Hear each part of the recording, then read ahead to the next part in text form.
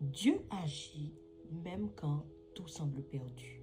Bon Dieu agit même les toutes bagailles semblent perdu, pas gain espoir. Ou pas quoi? Bon exemple.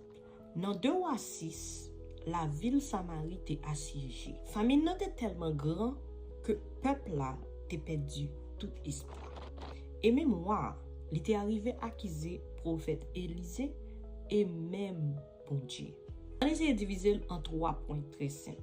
Premier point, on prend que famine symbolisait la faim spirituelle. Quand nous oublions Dieu, nos âmes se vident. Là comme ça, nous essayons de nourrir de l'autre bagaille, mais rien ne rassasie.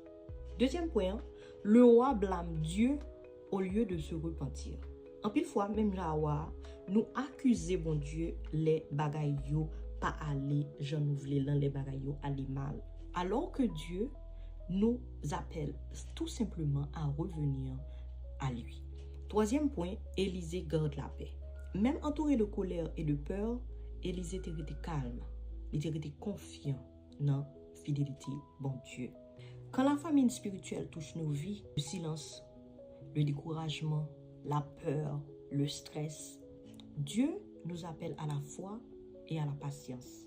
Bon Dieu qu'on fait silence, bon Dieu qu'on kembe silence li pour lui apprendre nous pour nous faire confiance. Parce que les toutes bagailles semblent perdues, bon Dieu a préparé délivrance nous. Il prépare déjà la délivrance. Les moments où viennent plus sombres, sa lumière est prête à se lever. En gros, qui semble dire nous, kembe la foi, garde la foi même au cœur de la sécheresse. Car après la nuit, vient la lumière de sa grâce. Bon Dieu bénis nous.